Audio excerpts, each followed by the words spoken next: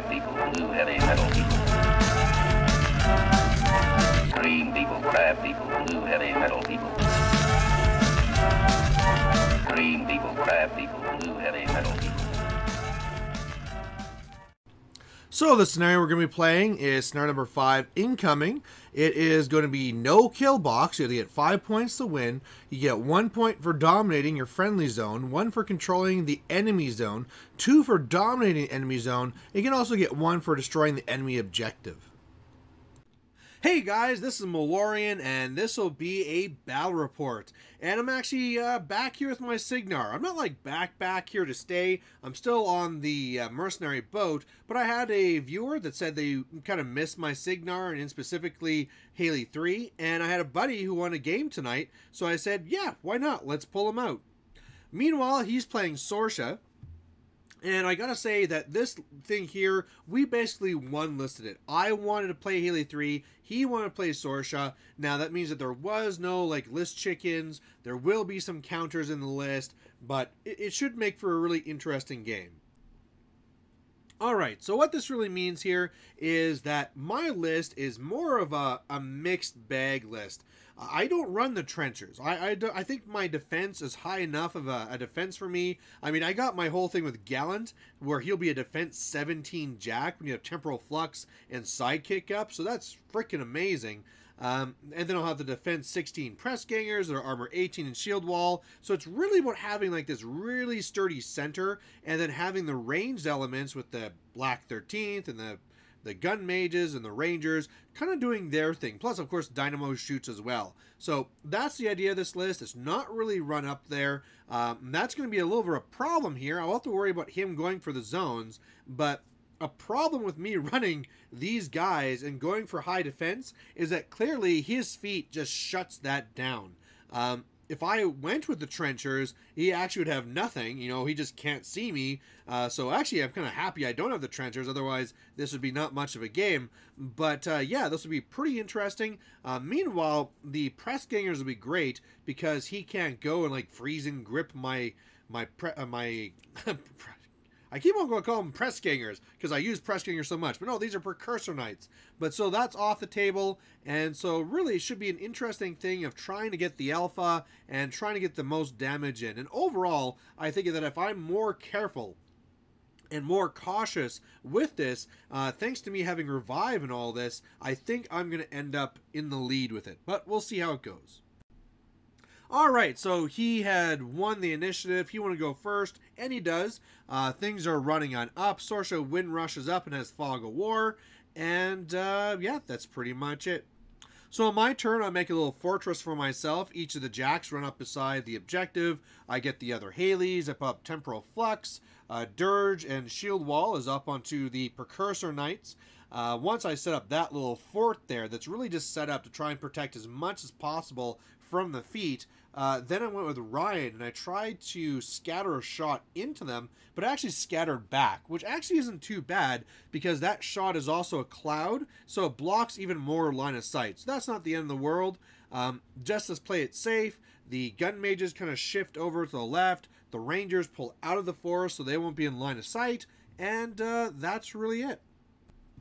So on his turn, he starts running in with his Risen and his Kayazi and Hawk, and it's kind of at that point he kind of realizes like, oh, I guess this won't be a feat turn then, because he's now kind of engaged everything he wants to kind of go after, and really it wouldn't be a good feat turn anyway. So instead, Sorscha kind of wind rushes again, moves into that one bunker there, the trench. The Nis are staying back at the back of the zone there. Spriggan's getting into the zone. He does have a couple of shots on me, but it's not really anything. So really did nothing this turn but jam me up. And I feel I'm in a very good spot now, because with all these Kayazi mixed in with the Risen, I can hit them with a shot from Ryan and just explode them all. And then as well, I'm pretty sure I see an assassination too. So what I do here is that, first of all, Ryan does her thing and explodes the Risen and kills actually only 2 of the Kayazi. I thought I was going to kill all 3. It's a dice +1, so I have to roll a 4. But yeah, 1 Kayazi lived, but it failed the command, so whatever. And then I realized, yeah, I might as well go for the assassination. So the press gangers run out of the way, run up the Squire, pop feet with the Haley3 unit, slam the Squire into Sorscha, knock her down, and then really the Gallants just charges on up and kills her. So really fast game, but that means we had time for another one. So in this one here, pretty much the same. He wins. He's going to be going first over there. Deployments are slightly different. Now that I know I want to make this fort around the objective, both my jacks are right here, plus my Black 13th are over more centrally as well, because I want to be using the advantage of the woods to get my prowl and be stealth. So I didn't take a picture of his first turn, but basically the same as before. He runs up, Fog of War. However, the big difference from last time is that Sorscha's right in the back. You know, he doesn't want to take any risk this time. Sorscha's going to hide. And because she's hiding, I'm allowed to be more aggressive. The gun mages are a little bit further up. The rangers are up in the woods. My precursor knights are up. I have Dirge, shield wall on them, sidekick onto the Gallant. I have temporal flux up, and so I like this. You know, I know he's being more careful because of what happened last game, but that allowed me to be a lot more aggressive this time. So on his turn, he comes at me, and he does this a lot better. He has the Risen kind of like just running up and blocking things. I think he could have ran them up a little bit more into me, but what he does great is that the Kayazi Eliminators and Hawk, instead of going in there with the Risen, they spread out. So one comes over trying to tie up my Rangers and the Black 13th. I saw this coming, so that's why Ryan is farther in. And then meanwhile, the other Kayazi and Hawk, they come after my Precursor Knights on the right. And that's a big deal because it's going to make it really hard to get into the zone. Otherwise, the Spriggan is there contesting. The Nisk go a little bit more aggressive, so I might be able to pick off some of those. But I am a little bit worried about Scenario. If I don't get anything into a right zone, that means he's going to score. And that could be a little bit tough. So what I decided to do on this turn after looking at it for a while is that I decided I want to try and deal with the Spriggan. I was wondering if I should go up and try and kill off Alexia or some of these other support units, or if I should just really go all in and try and kill the Spriggan. But luckily, things kind of really worked out. So what I did is that first of all, I went with the Haleys. They did the temporal flux. The one baby Haley on the right went over, started dealing with the Kayazi Eliminators over there. Rangers moved out of the way. They started shooting down some of the Risen. That allowed the Black 13th to go up and use their gunfighter to shoot into the Eliminators. And yeah, I mean, when you got them marked and I have temporal flux and they don't get their bonus against the shooting attacks, yeah, I just ripped them apart. However, I didn't, because going after the last Kayazi, again, this is a dice -1. I just need to roll a 6 to kill, and I shot that one model twice, but just did 2 damage each time, but then she at least failed her command test, so it's not really the end of the world. Otherwise, I came up and I started shooting down some of the Nis. So I have 4 of the Nis down already, so that's, you know, pretty good starting off there.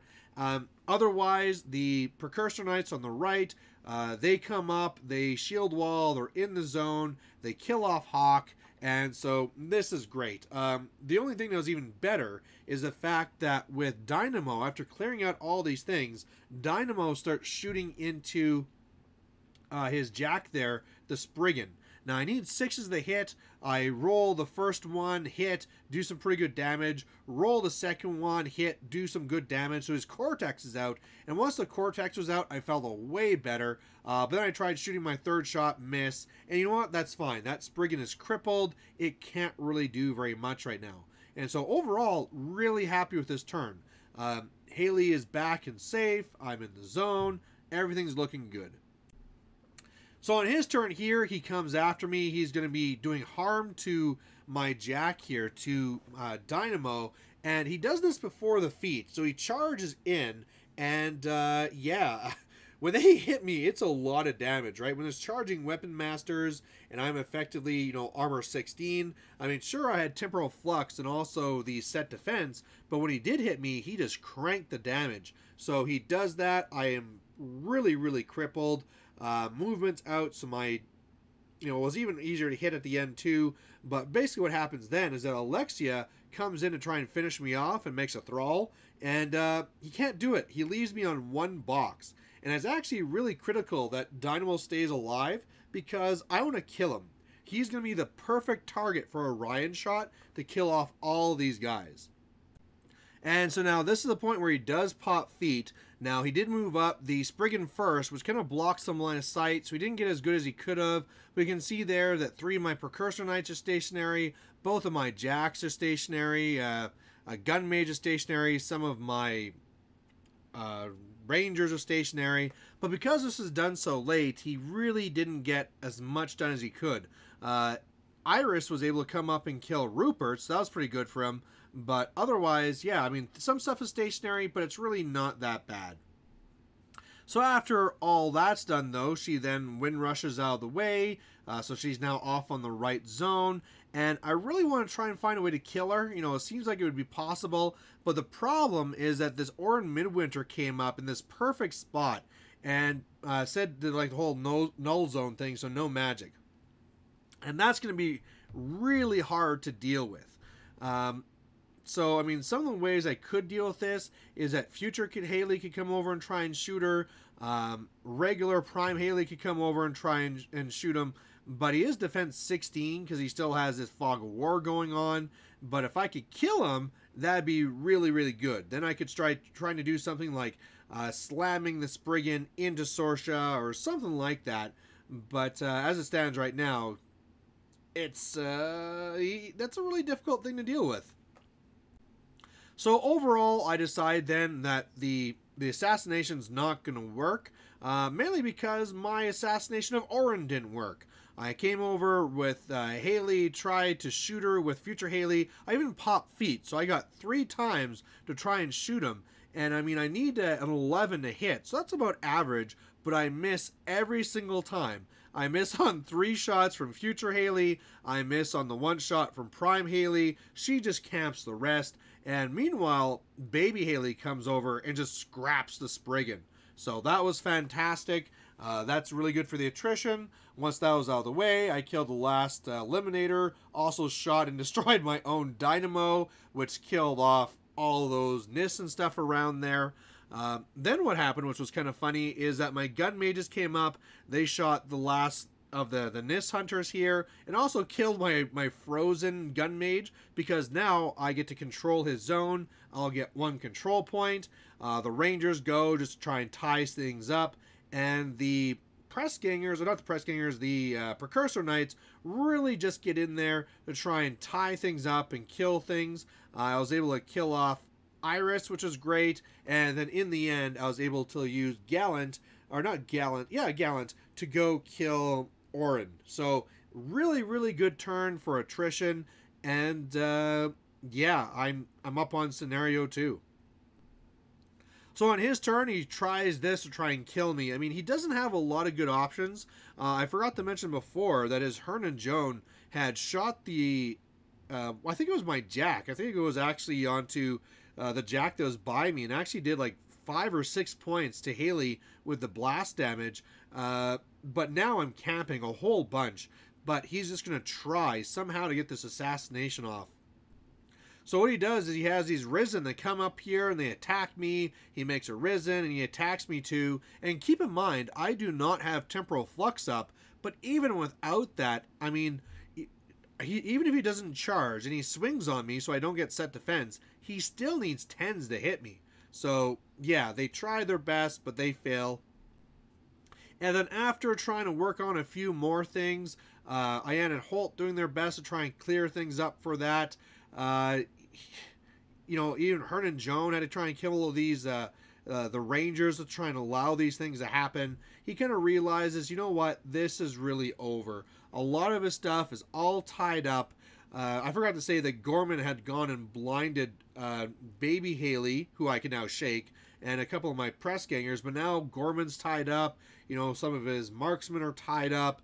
I'm going to be on 2 points at the end of his turn, 3 at the end of mine, and it's just not looking good. You know, clearly on my turn, I'd be killing off Alexia, and it's just going to go downhill from there. So he decides to throw in the towel here, and I can't really blame him. And there you go. There's another win for Haley3. So kind of an interesting and crazy matchup. Something he was playing with was with the Risen, and I was telling him that I felt that the Risen were probably taking away from his game, because as he went into Jam, probably the same thing with the Eliminators and stuff too, it really kind of threw off the regular groove of Sorscha. You know, normally you just want to get up there, freeze, and shoot, shoot, shoot. But because it was more of this combined arms, where you have the Kayazi and the Jammers and all this stuff here, it kind of really broke it apart. And it just didn't really flow the way it was supposed to. So he's still playing with this list. He's trying to, you know, do his own thing. And as far as my Haley3 list goes, I really liked it. I mean, again, if I would have had the Trenchers in this game, it just would have been game over from deployment probably. But as it is, I usually find this list here with going high defense is great. Plus, once you have all these things, you can hide Jake's back here, and that defense 17 Gallant is just insane. That's crazy, right? Kayazi Eliminator's defense 17, and this is a freaking Jack. So either way, guys, thanks for watching, and we'll catch you later. Bye.